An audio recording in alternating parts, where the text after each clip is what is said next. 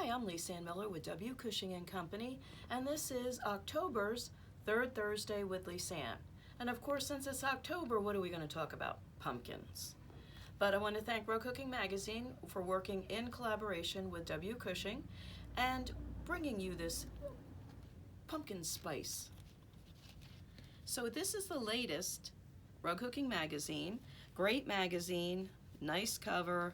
Oh, there's pumpkins, there's an owl, a cute primitive owl. There's all sorts of still lifes in here, and a call for Celebration 24 artists, so make sure you get your artwork in. All right, pumpkins. Pumpkins aren't just orange anymore. Martha Stewart made sure we knew about white pumpkins, blue pumpkins, purple pumpkins, green pumpkins. So pumpkins are up to you. They're a fun thing. You have to treat them almost as if they are a vegetable or a fruit when you hook them. You can hook them primitive, you can hook them fine. There's a million different ways, and we're going to go over some of that today. So let's start. This is a 3D pumpkin. Love the 3D pumpkin. Ours has very minimal sewing because Lisanne doesn't like to sew. Even Lisanne can put this together. So it's done in velvets, and it can be done in black and white. I did orange and green. It can be done in blues and teals. I did glue, yes, you heard me, that four-letter word, glue. Well, it's actually five, but I did glue the stem in. This is a real stem, and we do have real stems. And then it's sewn together. You can leave it out because it's not a jack-o'-lantern all fall. You can weight it to be a doorstop, a lot of fun. And this is our large pumpkin.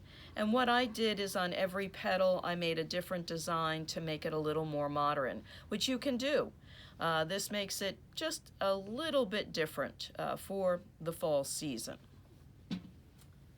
We also have a medium 3D pumpkin. And the medium 3D pumpkin, I wanted you to see this because a lot of times we overlook this. This was done all with my scraps of paisley. I didn't use a stem. I used a pretty branch that had fallen off a tree with its lichen on it. And I just used different paisleys throughout. I like the look of it. It's a little more prim, little rusty star, and away you go.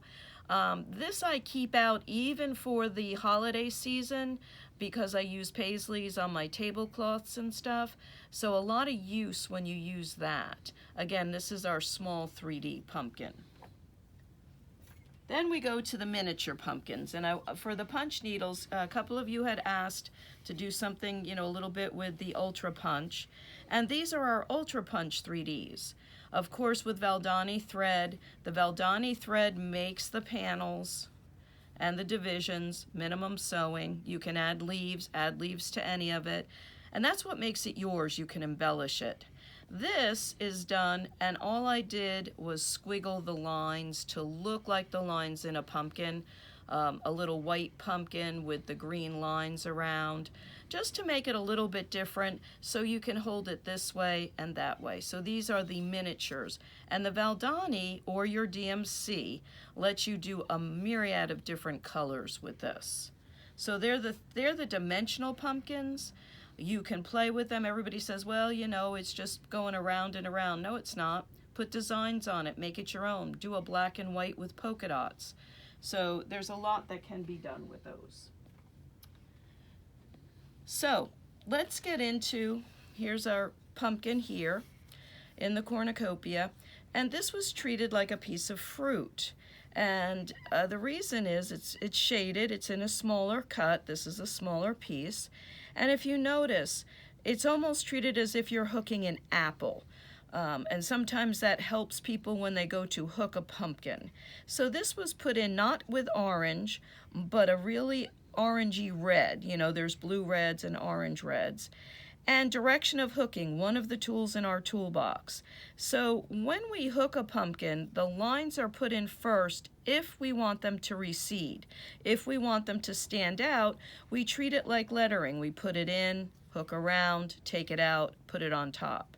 These are very subtle, very, very subtle, so they were put in first, then hooked around.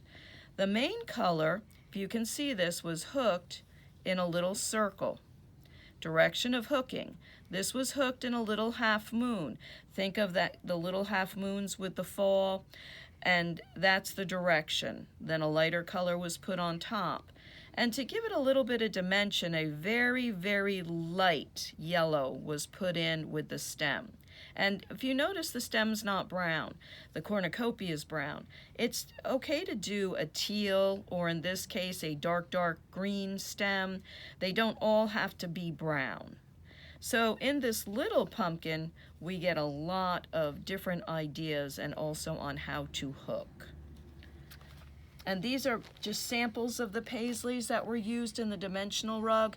Always think about paisley when you're doing a pumpkin, P to P, paisley to pumpkin, and it really works very, very well. So never discard little remnants of paisley you may have, and I'll show you how we'll incorporate them. Let's look at some color palettes first, and then we're going to get to the pumpkin. This is pumpkin spice, and in it, you know, if you're just going to hook a small mat or just a small piece, bundles are always good. You get a sampling. So in this case, this can be the stem, this can be the lines, and this would be into the pumpkin. If you like, this is frost on the pumpkin. And frost on the pumpkin gives you a white pumpkin with a blue line, or you could do a lime green, and you could even do a blue stem. Shadows is one I would like to use for a pumpkin like this because it's that blue-gray, that Hubbard looking, and I would really love to do this. Make this the lines, make this the pumpkin, and then this the stem that comes around. And just enough of a definition, it would work pretty well. You can cut it across the stripe with the stripe. But these are just ideas for color combinations. And we just love them because they work real well. So here's a boo bundle. And the boo bundle, of course, is traditional, except we did add a white, just in case you wanted to put a white stem. And this is reversible, so this can be the pumpkin, or it can be the lines. This can be the lines. This gives you a great versatility, but gives you an idea from your stash on what can be used in a color palette.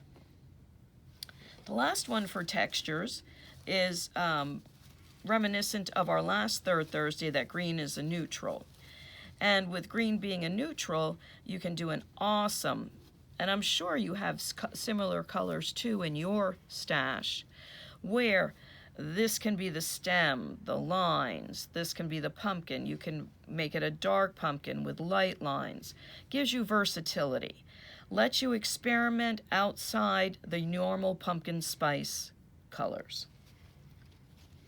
And the other thing that I want to point out is when they're tied with the binding tape, most times the binding tape works. This is cotton. You can bind with it, yes, but you can cut it or fold it and hook it, or crochet with it and crochet yourself a stem. So there's always use for everything that you have in your stash or that comes with a bundle.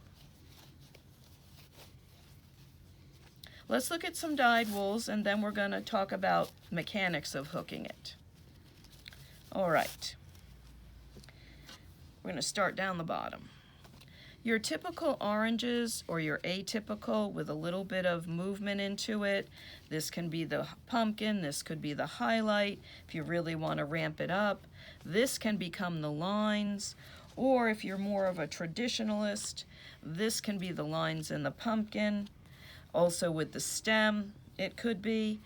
So, you know, we're picking up the green from here. It could be a blue. Really good combination of colors for a traditional pumpkin.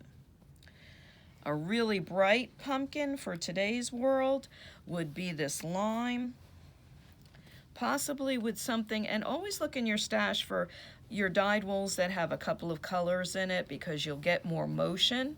So you can go like this, where you get the blue pumpkin but a really splash with the lines. make a really neon pumpkin, put this for the lines. Like I said, you're endless to what you want to do. This also, the Mason's Blue, makes a beautiful blue pumpkin where that can be the lines, this can be the lines, or let's just grab green is a neutral and pick one of those for the lines and the stem. So also, textures will always ramp up dyed. Dyed will also add motion to texture. I'll repeat that. Textures ramp up the dyed wool. Dyed wool adds motion to the textures, so you can combine for a really wonderful, wonderful look. But people always get stuck with backgrounds. What can we use for backgrounds? I'm going to start with Mason's Blue. If you did a traditional, and this is one color that people don't normally pick, but when you look at it as a background, it really makes a fall scene when they're put together. Also, if you were to use the pumpkin spice bundle and just say, or you have a blue olive, this texture blue olive, you can also make this the stem to tie it in with the background. So again, the texture adds to the dyed wool, so don't think it has to be all one or the other. The other thing is you can always sneak in some paisley for your lines or for your stem.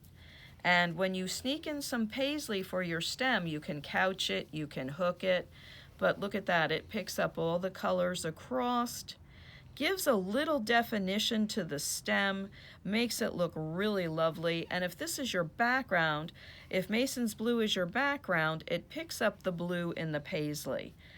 Good color combo, great to use. Now, another interesting background, especially if you like bright colors for my bright girls, is our Angry Orchid. Angry Orchid just ramps these two colors up. It's a brighter palette. It's not for everybody, but also this palette, a traditional, is not for everybody. And Orchid is one color a lot of times that people don't look at, but it really adds an impact. And then you can add in, if you wanted to, some textures. You can add in this case, grays or teals. In other words, a gray or a teal, and that will, or even the stripe for the stem. In this case, I don't think the paisley adds any value. It wouldn't be worth using it in this color wave. Now, more traditional. Everybody likes to go to a deep purple or a deep amethyst. This is Jacob's Amethyst, and this calms it down. If you look at that, that calms it down. It's almost that spooky black that we like this time of year. And that allows you to use maybe deeper greens, maybe the texture flopsy in here, different things like that. Now, it also works in a traditional pumpkin. I'm going to take out the Mason's Blue, and I'm going to put in the Jacob's Amethyst. And here we have a more traditional background, but works. It's a deep, deep purple, hints of purple. It's mottled. And again, you can still go with the paisley on this one, because this, in the background of the paisley, picks up the deep amethyst. Another non-traditional way to do this is to get a tricolor piece, and I'm sure you have tricolor pieces in your stash, and you don't, sometimes you think, well, I'm tired of hook and fall leaves with this. I want to do something else. This is Zinnia Garden, so if this is going to be used in your pumpkin, just say you cut it off to here, and we think about our first little pumpkin with its highlights, then you automatically have a background that will work because they're washed in the same color. Or if you want to add in another color to your pumpkin, say this, or Mountain's Majesty, or a green, this will also work as the background.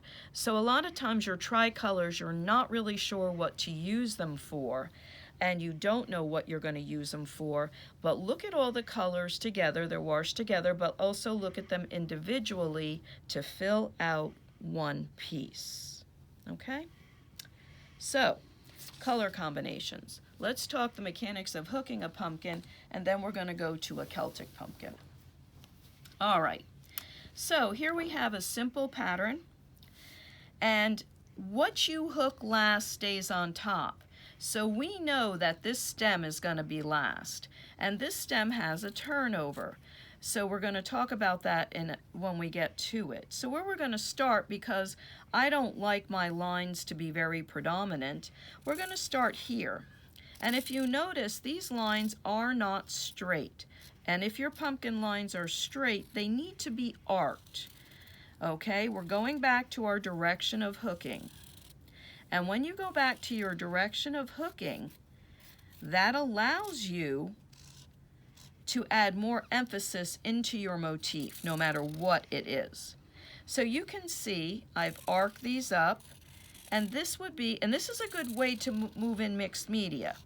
You can add in a velvet yarn here, a tricolor, some kind of yarn, a homespun, a metallic if you so want, and there you are. So don't just do from here to here. Look at what I've done. I'm coming all the way in, and I'm doing it this way. I'm coming all the way in, doing it that way. I am setting up my partitions. On this one, I'm coming from the bottom up. I'm coming here, here. I'm going to go here, and you can even do a little over here. And as you can tell, that rounded the pumpkin out just by putting it in a little darker with marker. So whatever you pick for your lines, that goes in first. Now, if you're using two tones to get a shaded pumpkin, the next thing that you have to do is pick your shading. So what I like to do is I like to put a light line in, just like this, to show my shading. And when I show my shading like that, this will be my lighter color. So if I was using this tricolor piece, this would be the top. I would probably use this darker section for my lines. And then my fill-in could be a green, okay? It could be a green. It could be more traditional, as the Mountain's Majesty. Or it could be totally untraditional and be the lime-o-lime, just like that. So my lighter shades, and while I'm doing that is to, again, show you direction of hooking. This direction of hooking, and you would hook, of course, in puzzle pieces. So let's just take this little section here, and I've put in the way I want it to lay in, because then the next color will come up to here. I've got this in, my line is in, my line is in. I'm going to outline and fill. I'm going to puzzle piece it so that I get the most motion out of my wool. And if I really like the way this looks, I may want to calm the bottom down with a texture. I may want to go and use something like seeded squash or pumpkin patch. You can even use the double-sided hocus pocus there. So this goes in, and I am going to separate each section like this so that I get the most motion out of my wool. You can tell just by me filling this in how much motion I'm getting. Okay? There you go. So I've now put in my highlight color, my lighter color. Now when I go to fill in, and this is a mistake that a lot of people make when they go to fill in. If you notice, I did not fill in here or here yet. This is where my regular pumpkin color comes in.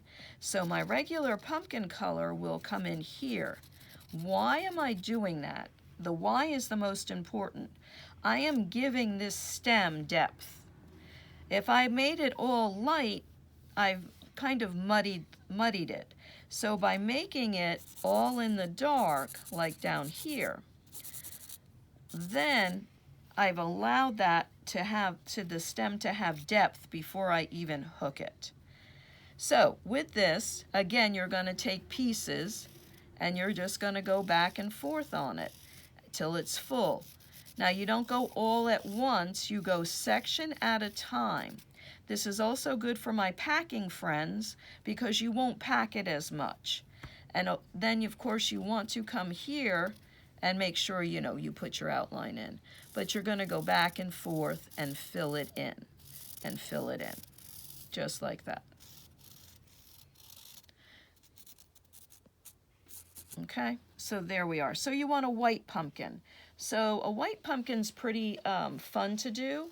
You can do the top with a sparkle, the bottom with a texture, or take a very light dyed piece of wool, something like mother of pearl, opal, something like that for the top, and come down the bottom with white and put your lines in. Now it's important.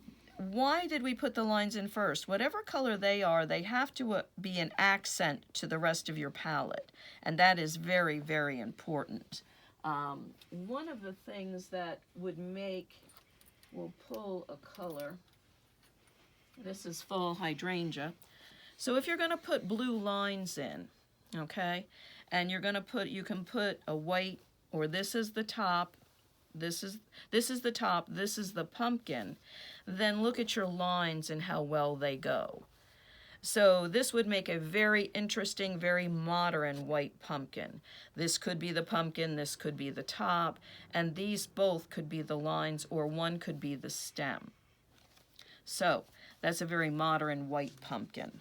Also the lime would work, whatever you choose. Let's move on to the stem.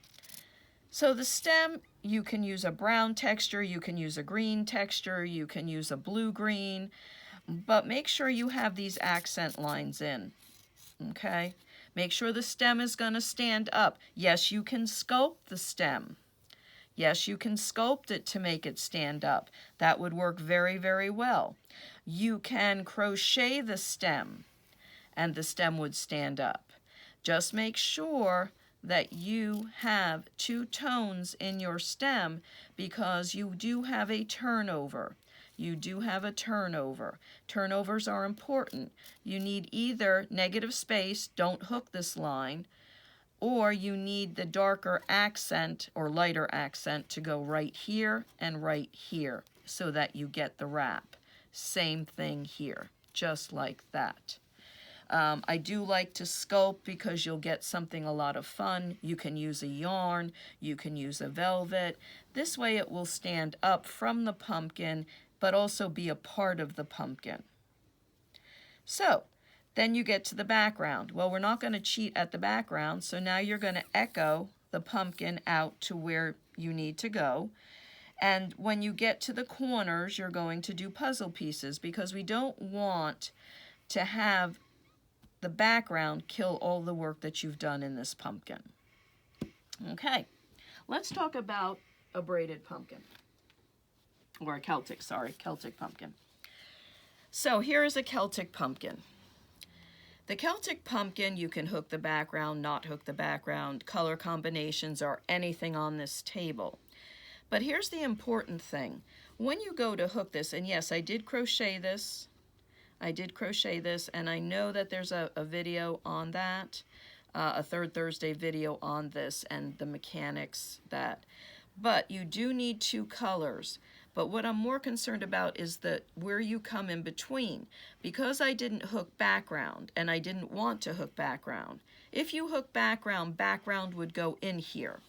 But because I did not hook the background, I left negative space. You can see it there. You can see it here.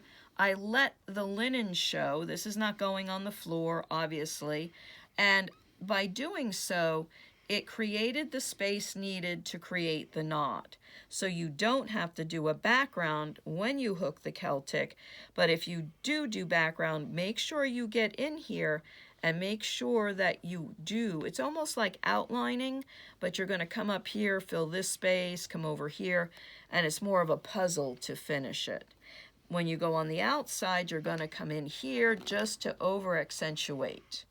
So Celtic pumpkin, mine happens to be the 2 shades of sage. They can be any color combination that we went over here today. A lot of fun to do. Last but not least, I want to just take a quick minute and go over jack-o'-lanterns, just very quickly, because there is a little bit of a difference.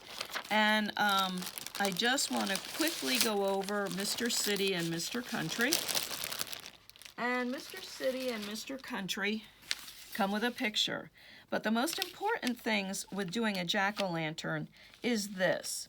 How wide, how big, what shape you make the dark in his mouth and in his eyes gives him the expression that you want. So this has a very light light. This gives you the depth that goes into the pumpkin. Here is his mouth.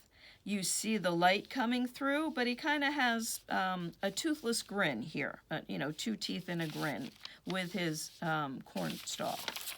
Here, he's Mr. City. He's a little more slick. His are like candy corn. He's got 3 layers, 1, 2, 3, with this little bit of cream.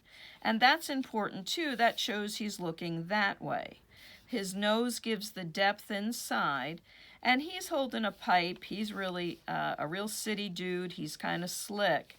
So he doesn't have the light all the way through. He only has it at an angle. And that gives him the ability to hold on to the corncob pipe. So when you're hooking a jack-o'-lantern, it's up to you. Pay attention. These 2 eyes are not the same shape. This is more rounded. This is more angled. But to create the depth, it's the dark that creates the depth in the jack-o'-lantern, and then the light just tells you that it's lit, that it is a lit jack-o'-lantern. So when hooking a jack-o'-lantern, the most important thing is to pay attention to the eyes, nose, and mouth to get the expression that you would like. So, we've covered pumpkins in a cornucopia. We've done Celtic pumpkins and even jack-o'-lanterns. So you are ready for the season of pumpkin spice, I believe. And I hope that you enjoy it. I hope you hook it. And while you're hooking it, have a nice pumpkin spice muffin or latte. So enjoy, and until November, bye for now.